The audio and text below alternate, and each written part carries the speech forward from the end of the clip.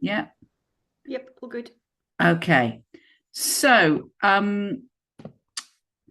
in overview, in summary, I mean, I think what we'd say is that this budget marked a welcome change of direction from the direction of the previous government in terms of there was significantly more money in spending on public services and an increase in taxation to pay for that. But the state of our public services after 14 years of underfunding means that we needed we need a budget with a greater scale of ambition to actually meet the challenge that we're currently facing. And as part of that, the government should have made some different decisions on tax. The way they boxed themselves in on tax in advance of the election was not helpful. And finally, we're going to see little relief for the poorest women because there's not the increase in social security that we really need. So to go through those in turn, first of all, are you seeing these slides as I'm moving on? Yeah, good. Yes. So, as I said, it was a welcome change of direction. So, over £44 billion of additional day-to-day spending, £100 billion additional capital investment, £41 billion of new taxes announced. That is not an insignificant tax and spend budget. But it's really important to recognise that the spending has been heavily front-loaded. So if you look at the government spending plans, they're looking at increasing spending by 4.8% this year, but only 1.3% after 2025-26. And that is worrying. And we're hoping that the spending review next year might bring some additional announcements that will deal with that kind of underfunding, because with that in mind, some of the unprotected departments are looking at very, very tight budgets after 2025-26. This is against a background of really poor living standards over the last few years. Household incomes have fallen in the last 5 years. And particularly for women, the Joseph Rowntree minimum income standards, they've calculated it most recently as £28,000 a year, which is significantly more than current female median income of £26,628 per year. So you can see why so many women are currently feeling that they're living in poverty. And looking forwards, although there is a projected growth in real household disposable income, it's only by 0.5% over the lifetime of this parliament. So there isn't currently a projection that people are going to be feeling that much better off.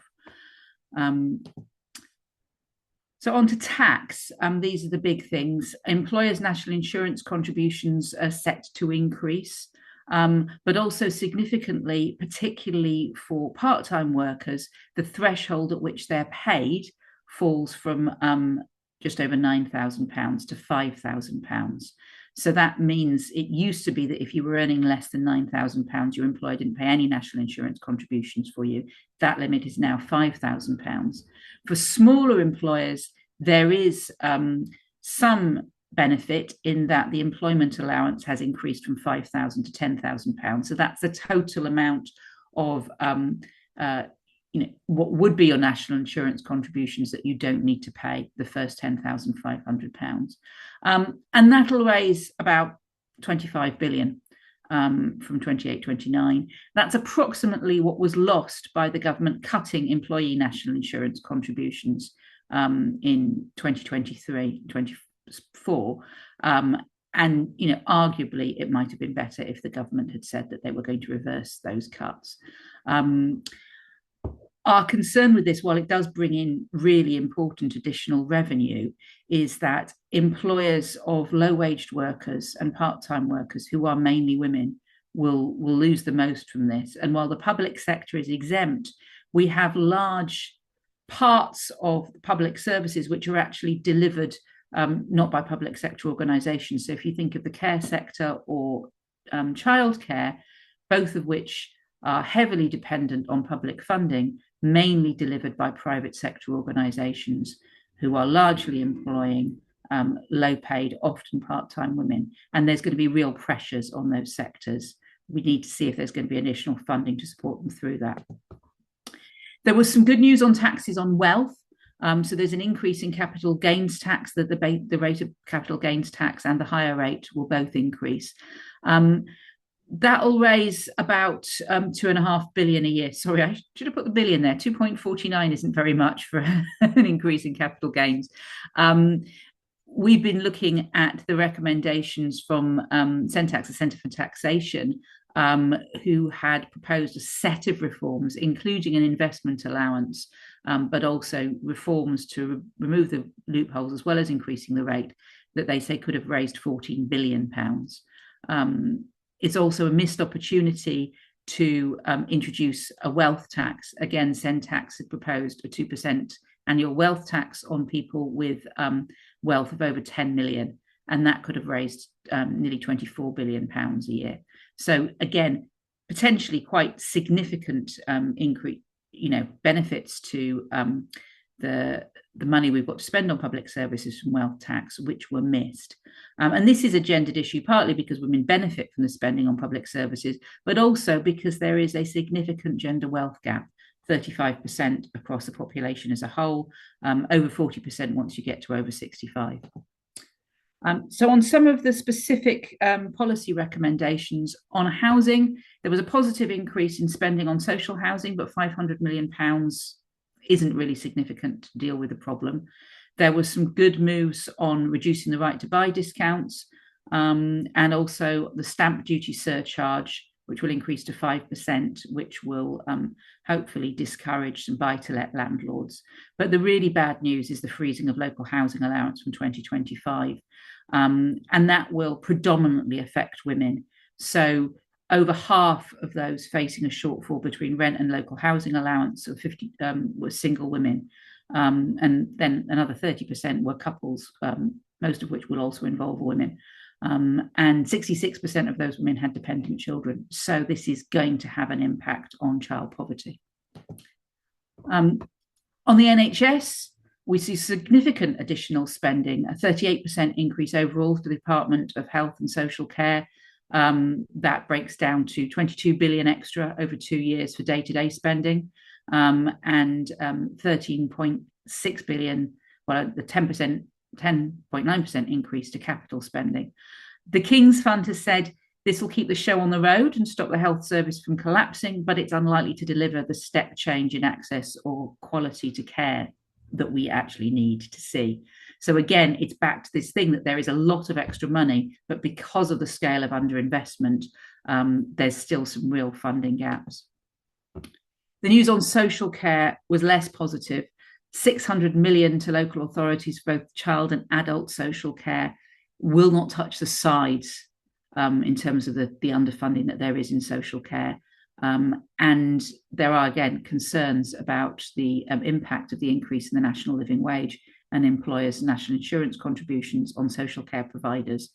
So a lot of that 600 million will probably be eaten up with dealing with that at a time when 81% of councils are expecting to overspend on their social care budget this year. Local government is seeing a real terms increase in core spending power, and that there is 1 billion to extend the household supplement fund in England, discretionary housing payments in England and Wales, an additional £1 billion for SEND services, but again, still falls short of what local authorities need to fund even statutory services. And local authority spending as a proportion of GDP has fallen significantly since 2010-11, despite an increase in demand because of an ageing population. Significant additional funding for early education and childcare. It's 1.8 billion to fund a rollout of the extension announced by the previous government.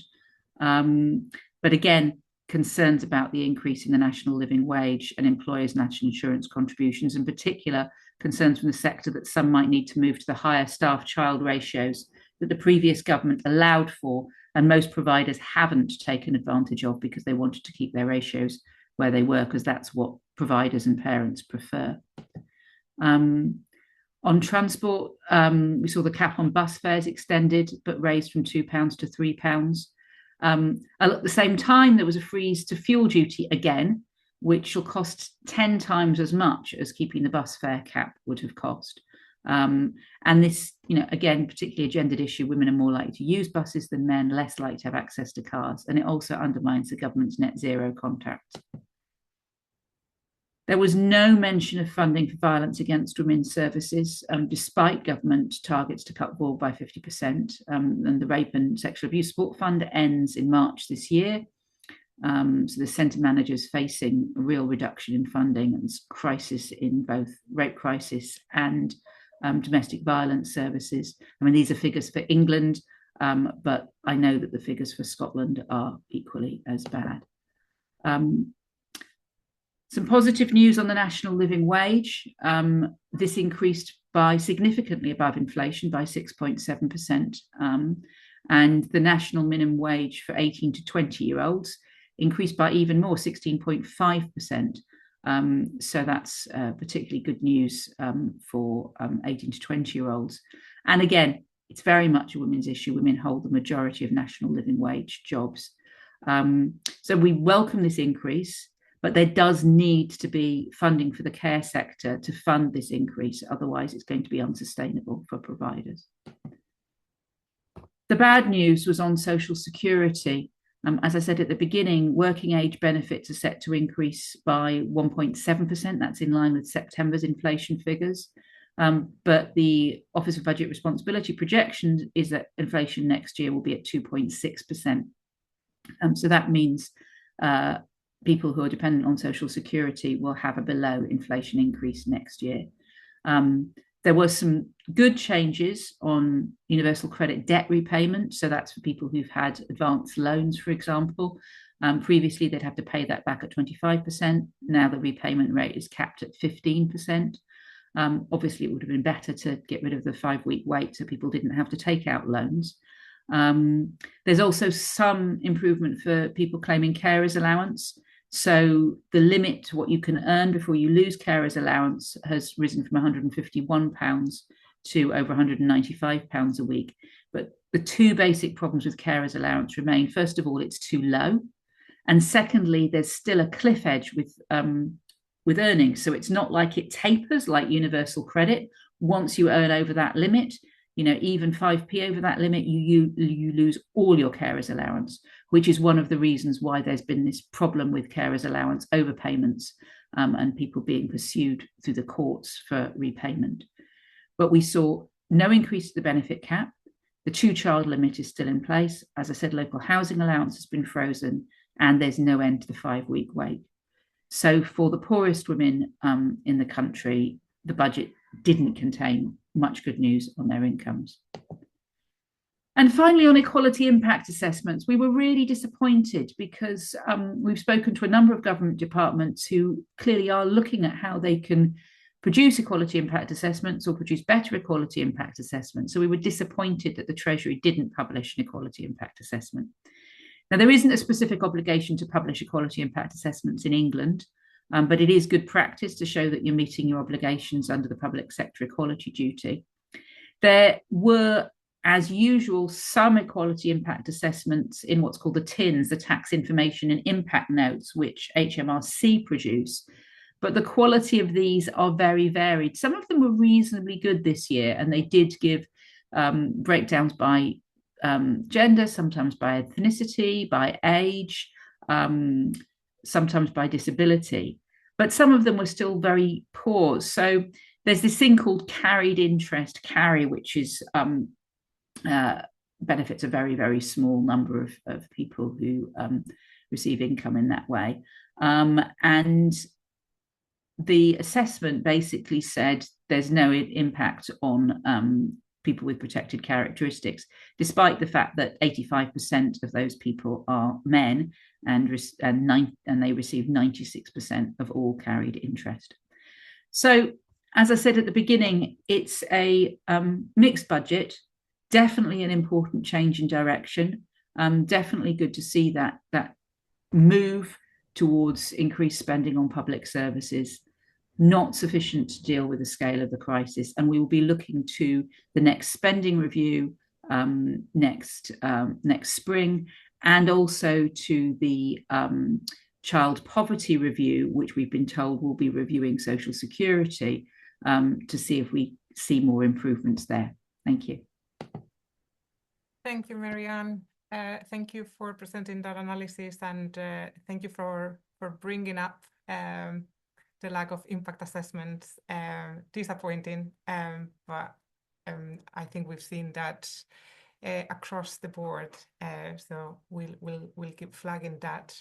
I will go through some of the questions and comments at the end of the presentations. I can see someone was flagging the impact of the national insurance on the voluntary sector. That will likely be significant, and it will be particularly in those areas or sectors where there is also standstill funding.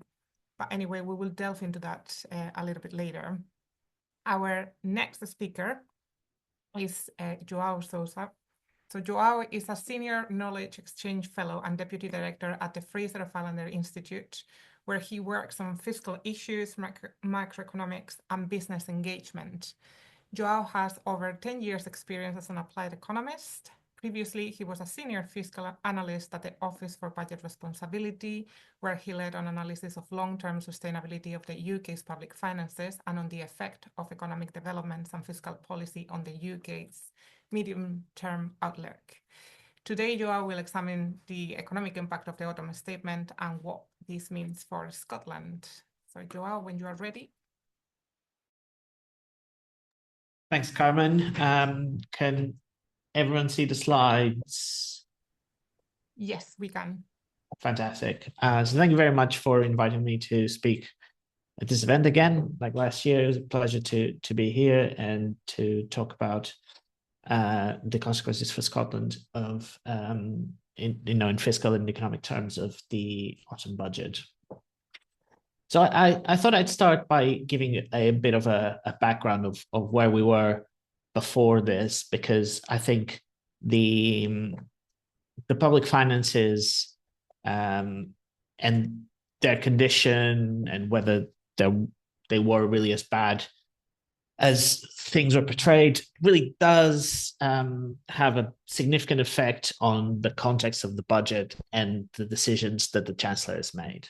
So we had the public spending audit, which was presented to the House of Commons on the 29th of July, which claimed that there was a £22 billion overspend for 2024-25. Now, there's some issues with that calculation, and there was a big review that the Office for Budget Responsibility did, which kind of says that there were definitely some pressures that weren't highlighted to them, and some discussion by the chair, Richard Hughes, yesterday in the Treasury Select Committee that the Treasury might have actually broken the law in not disclosing those. So that's obviously very serious and does have a significant impact on the transparency of these calculations, and they are the basis on which the Treasury and the rest of government have to rely on to fulfill their obligations, but also they are the information that we have as the public to keep the government to account. That's really important, and it's something that it's good to see that that's being analyzed, but also not all of it appears to be really, just overspending by the previous government. Now, some of it was true, like the asylum system, which was being run using the reserve, which is supposed to be for unforeseeable costs. It's hard to argue that running the asylum system for 3 years on the basis of the reserve is an unforeseen cost by that time. But there are a lot of things that were policy decisions by the new government, which are perfectly legitimate. And so you might even say they're a good thing. Increased pay deals for example, junior doctors, additional support for rail, etc. But there was also some lack of transparency on what these reserve claims that the Treasury was saying there existed, and that we're not really clear on what they are. And even with the latest release of information that they have put out, some of them are, they seem like extrapolations that might have been used for political purposes rather than being their best estimates of how much things will cost. So that's kind of setting the scene of this. But there is no doubt that the public finances are fragile, and they were fragile, certainly by the time Labour came into the UK government. So back in March, then Chancellor Jeremy Hunt did manage to meet his fiscal rules, which at the time they were similar, but it was mostly getting debt falling. But there was only a sliver of headroom, and this was on the back of two things. One of the things that Jeremy Hunt did was cut national insurance twice for employees, and he also penciled in what were absolutely implausible spending plans for government departments. And so this kind of almost, again, the OBR chair called them worse than fiction in a Lord's Economic Affairs Committee hearing. And I would say he is not far from the truth there, because they were just numbers that were put in without really that much care for what the impact of those would be. But then we went after the spring budget into the election campaign, in which both main UK-wide parties promised not to increase income tax, national insurance contributions, or VAT. Though I note the income tax is partly involved, so not all those promises applied necessarily in Scotland. But those three taxes are by far the biggest sources of revenue in the UK, and so obviously that is a problem if you're wanting to raise revenue, which is why everyone assumed that there wouldn't necessarily be as big an increase in spending as there turned out to be in this budget. And they also said that they'd stick to what were broadly similar fiscal rules, which can be defined in broad terms as getting debt falling and keeping borrowing low. There were slight differences in emphasis, so Labour talked a lot more about investment and borrowing only to invest and covering day-to-day spending with tax receipts. There were some discussions about what measure of that there would be, but ultimately they're very similar rules, at least the way they were described at the time. Now, just looking at Scotland first, we know that the settlement on the block grant was already quite tight, and that fed into the funding available for Scotland. And on the 3rd of September, the Cabinet Secretary for Finance had to present an emergency statement to the Scottish Parliament detailing a number of measures to make sure that the legal requirement to balance the budget was met in 2024-25. There's some discussions as to, how much of this is to do with the Scottish government baselining higher pay settlements into higher spending in future years, and obviously that creates pressures going forward as well. But there's no doubt that the block grant wasn't particularly generous. It was going up by about 2% over the course of 5 years, which is essentially nothing in real terms. Capital budgets, that was even worse. They were planned to be cut by over 8% in real terms. And Scotland's already borrowing close to the maximum allowed under its fiscal framework allocation for capital spending. So the Scottish government didn't have that much scope to counter this quite meager allocation. So what did the Chancellor do? And Mary-Ann already talked through a few of these things, but of the £40 billion a year tax rises, the most significant one was definitely employer national insurance contributions. So there were two measures.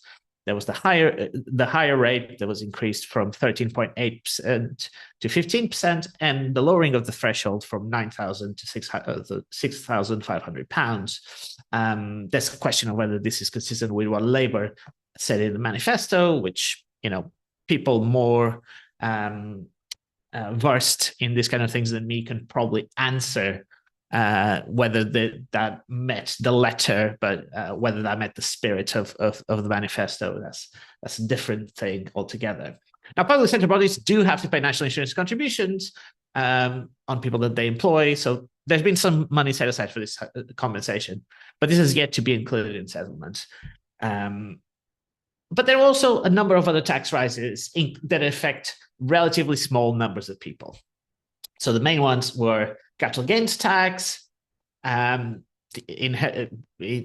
which is essentially controlled in terms of the timing of the disposal by the asset holder, because no capital gains tax is due until you sell an asset. Inheritance tax affects particularly the very wealthy. The North Sea tax regime affects the oil and gas industry, and that's a big proportion of employment in some parts of Scotland, for example, but not a big proportion of employment in the UK as a whole. And the tax avoidance crackdown, which is now a classic of the genre from chancellors, where just there's a lot of just going after people that owe certain amounts of tax. Now, obviously, if people are abusing the rules, then they should be pursued. But if it were that easy, they would be doing it already. And so it's quite a risky approach. It's a risky approach because when you increase the amount of tax that a particular person or a small number of people have to pay, then they have a very large incentive to try and avoid that. And that can cost you a lot of revenue. If you contrast that with, for example, if you increase the basic rate of income tax, now that is a small increase in that for everyone can raise much more revenue because it doesn't affect incentives that much, because the increase is much smaller and spread across a larger proportion of the population. There are pros and cons to all of this, and you may make a perfectly reasonable argument that it is more progressive to do this, or that it's people paying their fair share. But it is also a fact that these types of measures are riskier in terms of the revenue that they raise. And the Office for Budget Responsibility did highlight that in giving a very high risk rating to a lot of the tax measures in this budget. And that means that if they don't raise the amount of revenue that the government is expecting them to, then they may have to come back and do further tax rises when further economic developments come through. Now, on the spending side of the ledger, the increase in spending was very large, around 2% of GDP, or £70 billion a year, which it was mostly focused on health and education. There were the big winners, but it was also, as Mary-Ann also said before, quite front-loaded. So there's a one-off increase in the level of government spending in these areas, and then government spending doesn't grow by very much in subsequent years. Now, if you compare how much spending is going to be in, say, 2028, 29 to previous plans, the difference will be significant, because there's been a base effect that has shifted the levels up significantly, but not growing year on year that much. So there's been around £50 billion a year in additional current spending, and about £20 billion a year in additional capital spending. There's a missing L there. And it is, I would say, a significant, it's not a massive step change, because the UK's size of its government has been growing over time, but it is a noticeable change in terms of the size of the state. And you can see there that borrowing, which is the difference between the dashed red line and the dashed gray line, there's now a significant difference in between the two, which is about 1 and a bit % of GDP, about 2% at most. So it's also the large. So if we exclude world wars and we exclude the pandemic, this is the largest that the UK's government spending side of the ledger is going to be as a share of national income. So that's a pretty significant change. There's also 2008, 2009 was just a crisis as well. But in terms of sustained government spending, it's by far the largest that they will ever have been. What does this do to the economy? So it provides a short-term boost to economic growth, mostly because the government is spending more, is procuring more things, it's giving people some more money to keep in their pockets, for example, through increasing the national living wage. So it boosts incomes there. But in the short to medium run, there are supply constraints that are very hard to to kind of get past. And so essentially aggregate demand goes up. And if we can't produce that much more than we were producing before, what happens is the prices go up. And so inflation will go up slightly relative to what was being forecast before and relative to where it is right now. And that means that the Bank of England is expected to respond by being less aggressive in the way they will cut interest rates. And so interest rates will stay higher than would otherwise would have been the case, and that will stay for longer than we were expecting before. The other thing that's happened is the cost of employment has gone up. So both national insurance contributions on the employer side are higher, but also the national living wage is higher. And that means that the cost to firms has gone up. And we expect that there will be lower wage growth than would otherwise have been the case. Again, this is perfectly legitimate and very possible to argue for change, but it does have real effects. So in the very short term, there'll be some impact, we think, on inflation because the firms will try to pass some of those costs onto prices. There'll be some more lower profits from firms, but in the long run, ultimately, the biggest effect is to lower wages relative to what otherwise would have been the case. Over the long run, though, the increased investment that the government is putting in will pay dividends, we hope, and the OBR certainly thinks that that will be the case. But those will mostly come through past the 5-year forecast horizon, which is not a reason not to do this. Quite the opposite. You know, if you want to make significant changes to the potential growth of the economy, then looking to the long term is a good thing, but we won't necessarily see that come through just yet. How does it all add up? So the main thing that Rachel Reeves has done is to change the fiscal rules and make them looser so they're easier to comply with. So net financial liabilities or net financial debt, which is what the government was using as the shorthand for that, they were already projected to fall quite heavily.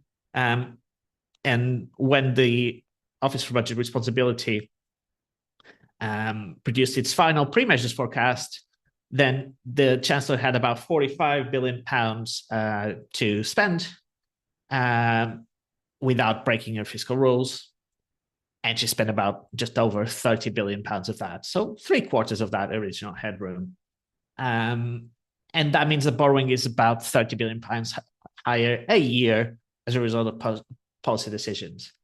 But even with this new laxity, which is undeniable, the fiscal rules are only met by a very, very tiny margin, which is essentially zero because it's 0.3% of GDP, which is well below the average forecasting error by the OBR 5 years ahead.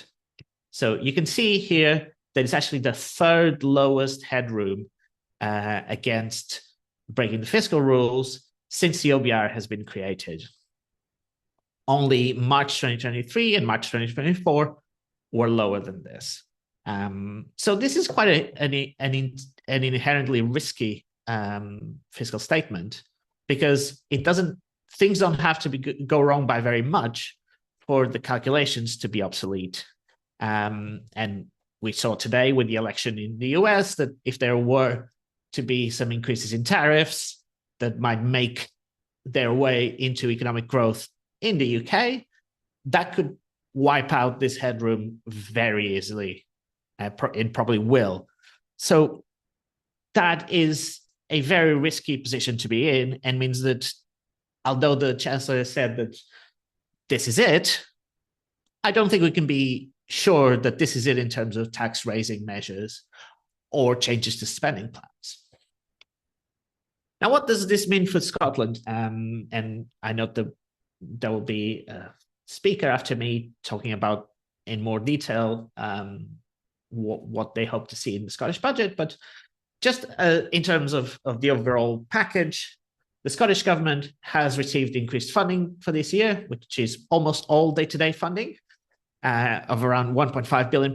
Now, all the difficulties that the Scottish government, or most of the difficulties the Scottish government had in terms of balancing the budget, were on the day-to-day funding side. So that is good news for the Scottish government.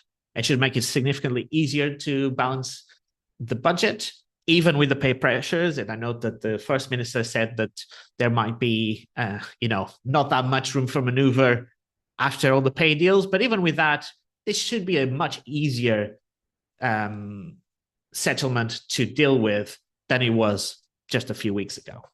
And for next year, there will be another £3.4 billion, 2.8 of those in day-to-day funding, and then £600 million in capital funding. So this does not yet include the compensation for additional costs of employment from higher employer national insurance contributions, which will be negotiated subsequently. We don't know the basis for those negotiations yet. If it's on the basis of Barnett, the Scottish government has higher pay for public sector workers, and it has more public sector workers as a share of its total employment than the rest of the UK. So it might not be enough for full compensation. And also, it's unclear what layers of public services this will cover. The government says public sector. We don't even know if that really is the full public sector or general government or central government. So there's a lot to learn from that yet. And just a note of caution as well, heard a lot of talk over the past week about things like carers allowance. Now, carers allowance is in the process of evolution, and by the time these changes will apply, will have been devolved to Scotland, because migration, I think, will be finished by then. So it doesn't necessarily apply directly in Scotland as it stands. So it will require action from the Scottish government to change carers support payment, which is what replaces it in Scotland. So look out for whether the Scottish government does replicate this, and I imagine they will be under pressure to do so as well. But that is it from me. It's a whistle-stop tour through changes from the UK budget and what they mean for Scotland. And I think I will hand over now, and then we'll have questions after the presentation. Yeah, thank you, João. I think there is a comment for you, particularly around carers allowance, but we can go over that later. Thanks for your analysis, and thank you for flagging one of the consequences of today's news on the potential, like what the implications of that could be for the UK and for that headroom. Right, so our last speaker is Sara Cowan, Scottish Women's Budget Group Coordinator. Sara joined the group in September 2020. She spent her career working on social justice issues, with 11 years spent in various campaigning roles at Oxfam, working on inequality, climate change, and humanitarian issues. And prior to that, Sara worked in Glasgow as an individual advocate for people with physical and mental health difficulties. Sara will talk us through the previous budget and the analysis that we did, and she would also flag what we would like to see in the upcoming Scottish budget. Thanks, Carmen. Hopefully you can all see my screen now as well. And it's great to see people here from across government, parliament, local authorities and civil society to join the discussion. So we've already heard about the impact of the budget on women across the UK and some of the implications of the UK budget for Scotland and finances that are coming to Scotland. So it's my job to consider the issues together and share with you some key areas of change we think are needed for women in the forthcoming Scottish budget. But before I do that, I'm going to take a bit of a look back at last year's budget, as Carmen said, and consider the analysis that feeds into the budget process and how this needs to work for women. So the Scottish Women's Budget Group, as I'm sure many of you all know, advocates for gender equality through gender budgeting. And gender budgeting is part of the feminist toolkit to build gender equality. And it's a process of analysis that seeks to bring different economic realities of women and men to the heart of decision making. Within this, it's recognising the differing experiences that women have that intersect with the gender analysis. For example, age, socio-economic status, disability, race, rural or urban location. And this is necessary as women are more likely to undertake unpaid care work, and this in turn impacts paid work that they undertake, earnings, savings and use of public services. So this process, the process of gender budgeting, aims to shine a light on what experiences may be missing from the budget decision-making process and try and rectify understanding of this. And so last year, there's 4 principles that are critical to underpinning gender budgeting as well. That's transparency, participation, that budgets are outcome focused, and that they're seeking to advance equality. And to deliver a budget that works for women, we expect to see the Scottish Government delivering across these principles. So how did last year's budget measure up? On transparency, while a wide range of information is published, the way that the information is presented can make it difficult to follow the money year on year. Identifying whether budgets have increased or reduced in real terms and what the impact of these decisions will be, particularly when there's been in-year changes, which we've seen for the last few years. From our point of view, it can be difficult to see what consideration of equalities issues have informed the budget decisions or what impact budget decisions will have on equalities.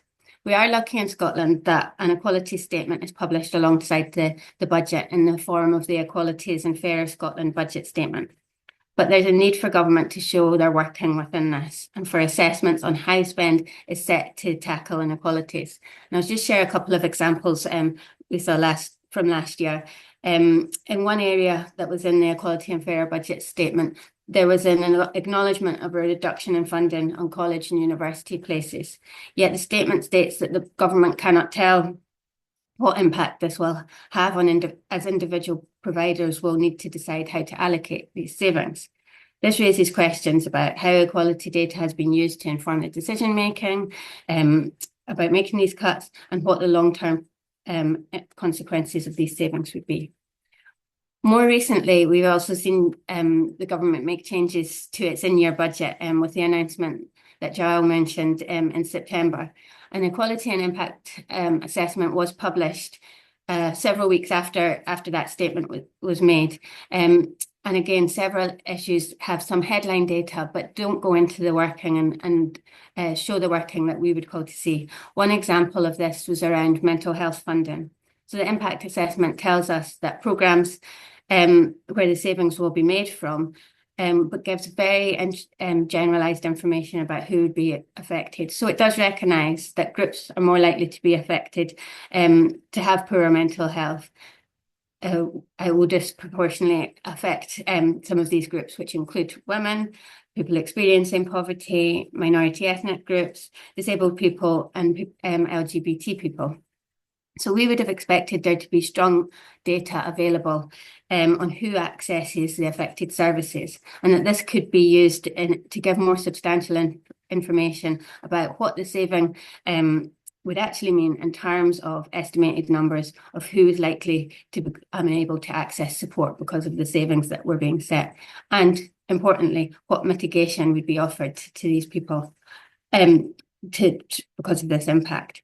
So when we talk about transparency, it's really, for us, is transparency around this equality and decision-making process so that we can see how the decisions are impacting and how data is being used to support decision-making.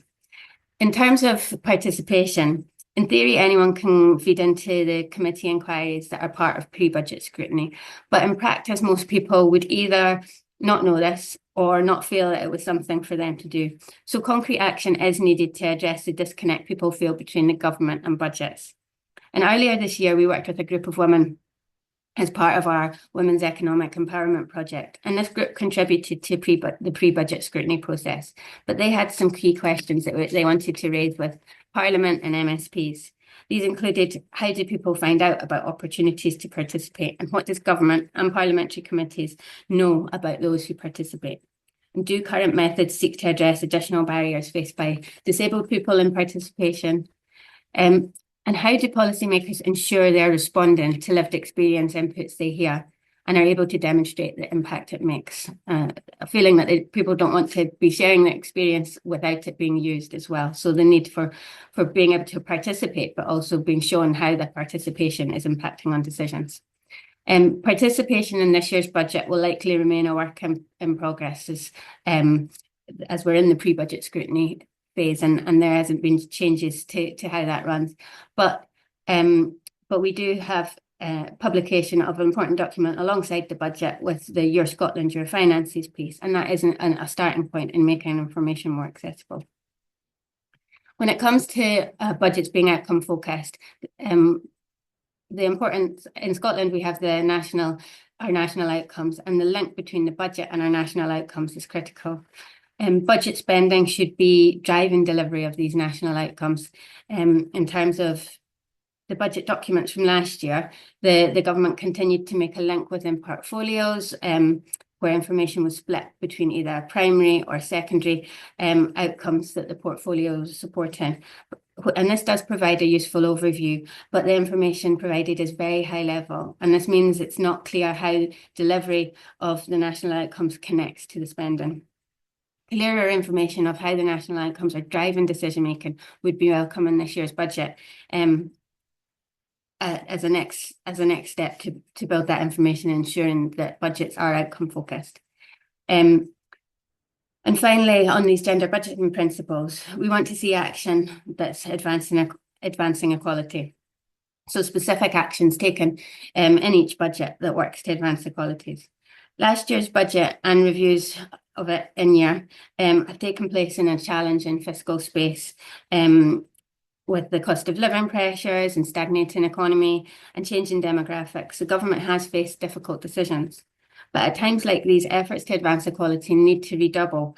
Otherwise, we risk entrenching the inequality as individuals and households are facing the same difficult circumstances and economic times. A few examples of action taken in last year's budget that would have worked to benefit women and other disadvantaged groups include an increase to the discretionary housing funding, increase in Scottish benefits in line with inflation, and a more progressive income tax policy than is set elsewhere in the UK.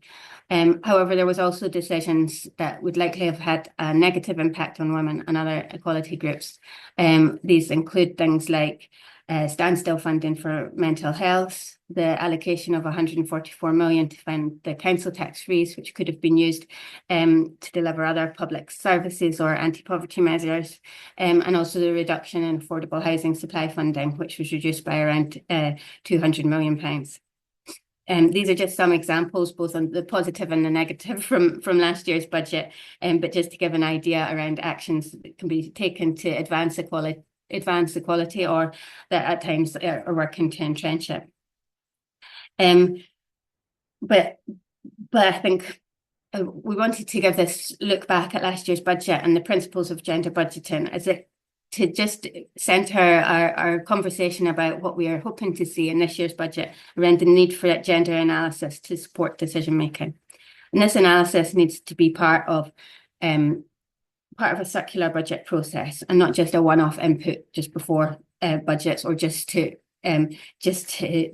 fill in a form or as seen as a tick box exercise. It needs to be part of the wider budgeting process that takes place throughout the year. And this analysis requires the use of gender-sensitive, sex disaggregated data, analysing this data from an intersectional perspective so that we can understand how women's experiences impact with other elements of their life, for example, race, disability, or socioeconomic status. Often the information that can be the analysis that can be shared in equality impact assessments can miss this intersectionality, and it looks at each protected characteristic one-off without taking people as a whole, and so it very much silos the different experiences people can have.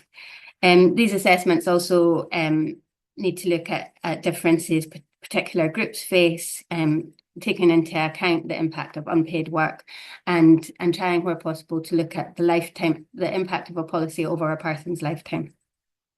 For people on the call who might be more interested in going into detail about how gender budgeting works in practice, we do run training on that. So if you're interested, please get in touch and we can let you know about any forthcoming training or arranged training with a group.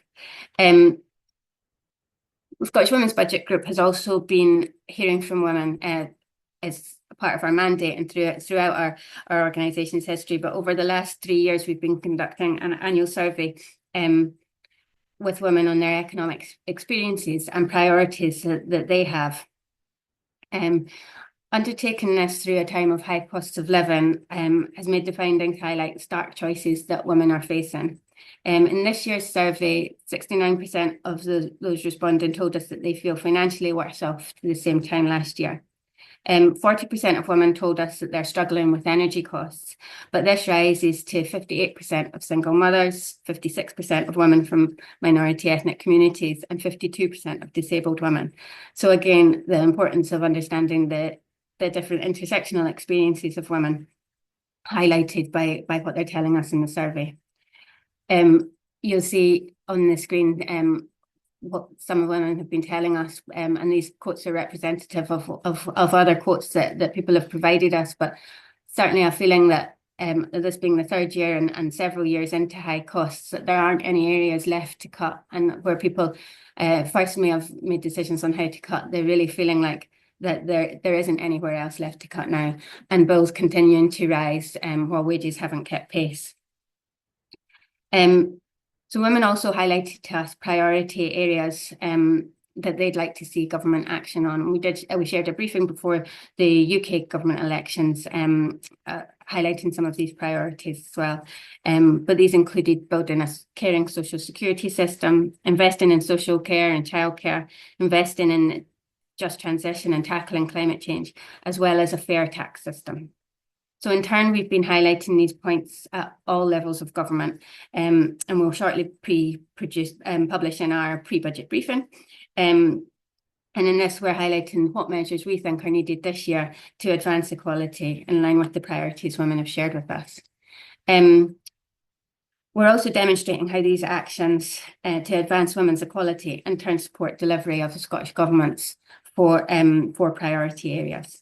So as a whistle-stop tour through these, in terms of child poverty, this is inextricably linked to women's poverty, and understanding the link of these two is critical to budget actions that seek to eradicate child poverty. So actions we'd like to see the government take include an above inflation rise to the Scottish child payment, and this reaching £40 a week by the end of this Parliament, a review of thresholds at which people can access means tested support to increase the number of people able to receive this support, including things like clothing grants, ensure adequate funding to the Scottish Welfare Fund, fulfilling commitments to end non-residential social care charges, and making permanent investment in the fund to leave for women who have been escaping domestic abuse.